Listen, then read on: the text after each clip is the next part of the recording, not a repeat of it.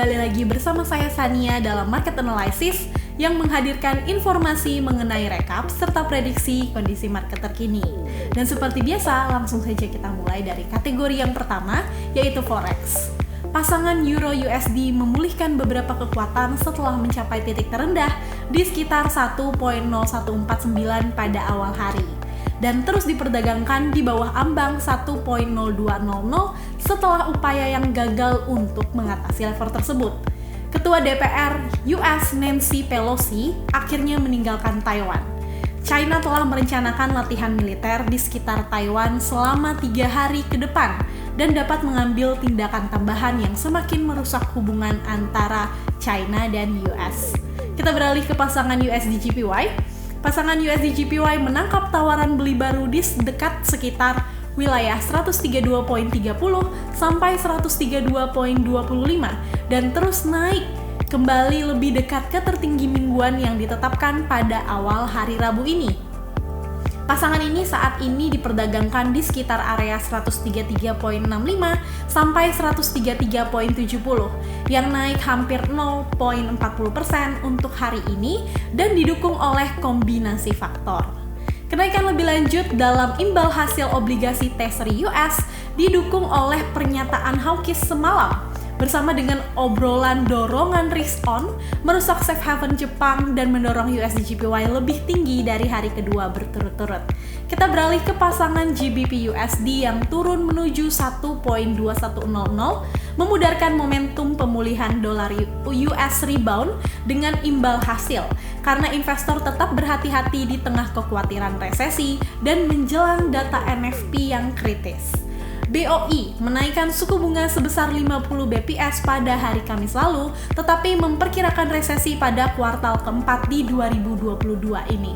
Setelah turun ke level terendah dalam hampir seminggu di sekitar 1.2065 pada hari Kamis, GBP USD telah melakukan rebound dan menetap di atas 1.2100. Namun demikian, pasangan ini dapat mengalami kesulitan untuk mengumpulkan momentum pemulihan lebih lanjut menyusul pernyataan Bank of England atau BOE tentang prospek ekonomi. Kita beralih ke pasangan AUD USD yang berjuang untuk memanfaatkan langkah pemulihan 2 hari dari level terendah sejak 25 Juli lalu dan melemah pada hari Jumat. Pasangan ini tetap bertahan selama paruh pertama sesi Eropa saat ini dan ditempatkan di dekat terendah harian di sekitar wilayah 0.6950 sampai 0.6945. Dolar US mendapatkan kembali daya tarik positif pada hari terakhir minggu ini yang ternyata menjadi faktor kunci yang memberikan tekanan di bawah pasangan AUD USD.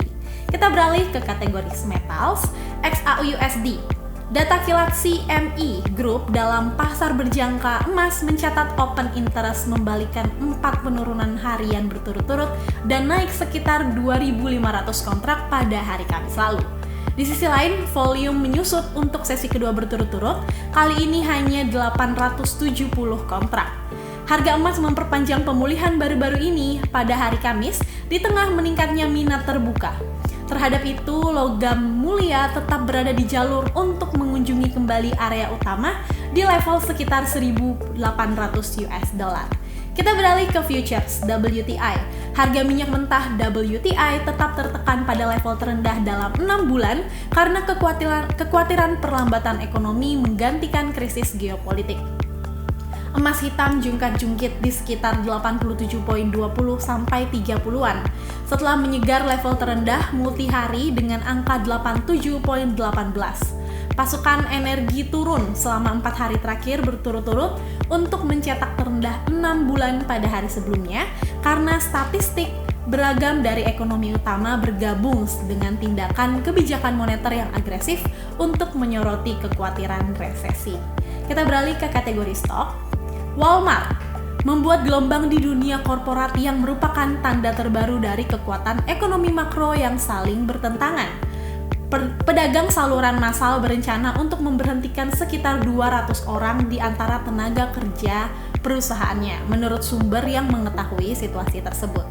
Namun PHK yang datang hanya 1 minggu setelah Walmart mengeluarkan peringatan laba, memberitahu investor bahwa laba per saham bisa turun sebanyak 13% untuk tahun ini berkat kebiasaan belanja konsumen yang berubah karena banyak tekanan inflasi.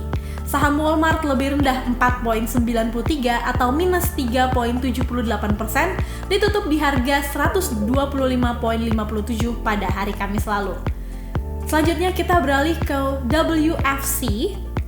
Pada hari Kamis malam, Dewan Kota Irving menyetujui insentif sebesar 31 juta US dollar untuk pengembangan kantor yang datang diharapkan menjadi rumah bagi kampus regional Wells Fargo yang baru.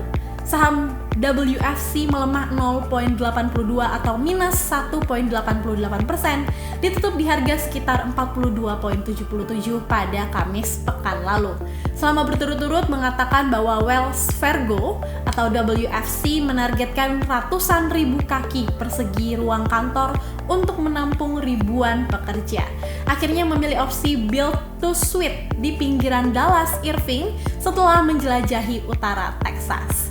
Itu dia informasi mengenai rekap dari kondisi pasar minggu lalu. Dan bagaimana nih prediksi dari kondisi pasar minggu ini? Langsung saja kita mulai dari kategori yang pertama. Pada hari Senin 8 Agustus, current account Juni Jepang di sekitar 195 billion dari sebelumnya di 128,8 billion. Unemployment rate Juli Swiss di sekitar 2,1% dari sebelumnya di angka 2%. Dan pada hari Selasa 9 Agustus, Australia Westpac Consumer Confidence Change Agustus di sekitar 1,4% dari sebelumnya di minus 3%.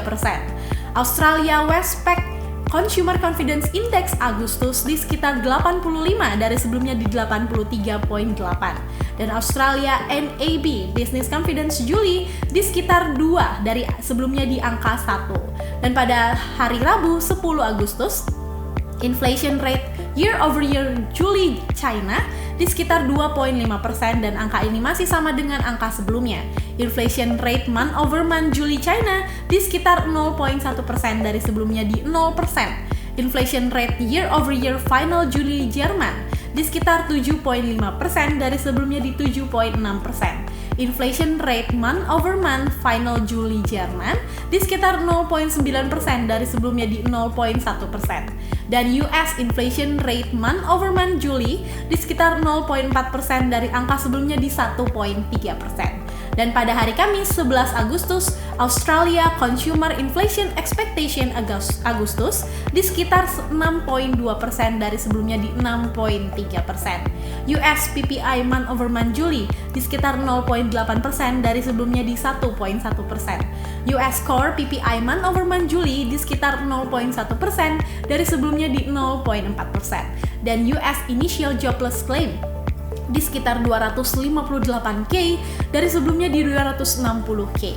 Dan pada hari Jumat 12 Agustus, GDP growth rate kuartal over kuartal kuartal kedua diperkirakan di sekitar 0,1% dari sebelumnya di 0,8%. Dan selanjutnya GDP month over month Juni di sekitar minus 0,3% dari sebelumnya di 0,5%. Dan balance of trade Juni UK di sekitar minus 0,6 billion dari sebelumnya di minus 9,747 billion.